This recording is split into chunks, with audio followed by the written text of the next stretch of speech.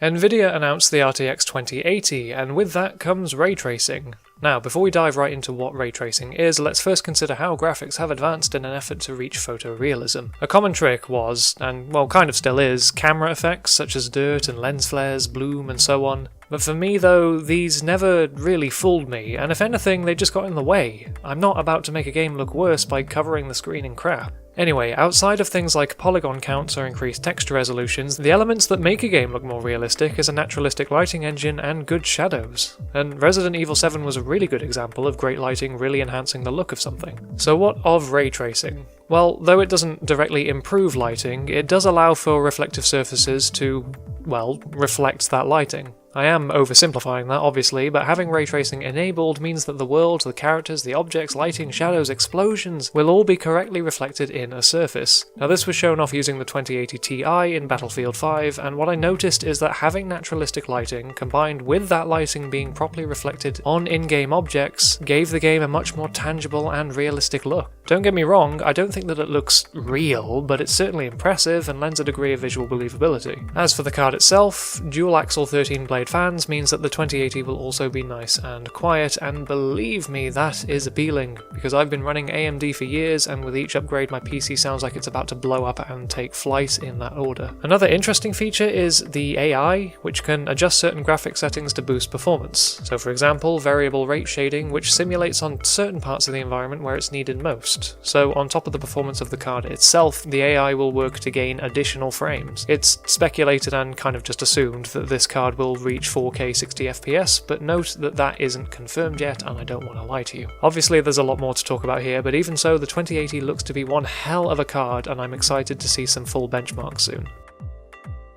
Samsung have released 3 sets of wireless headphones this month, the Y100, Y500 and N700C. Now, the two Ys feature surround sound, while the N lets you control the amount of surround you want to hear with adaptive noise cancelling. One good thing with the Y100 is that while yes they're wireless, the two earbuds are still connected, so you're not going to lose one and have to pay an extortionate amount to replace it. And with the versatility of being wireless, with various options for surround sound, these AKG headphones look terrific whether over-ear or in-ear.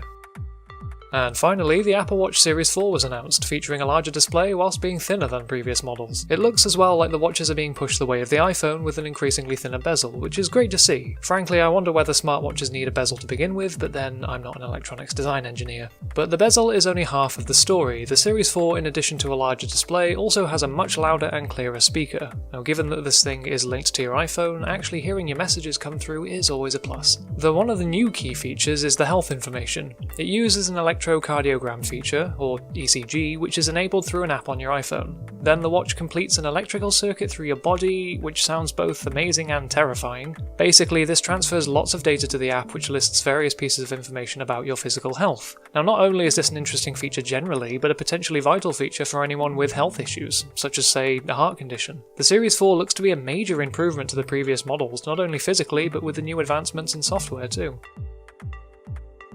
If you're buying or selling, whether that be films, games, tech or phones, don't forget to check out the website at webuy.com.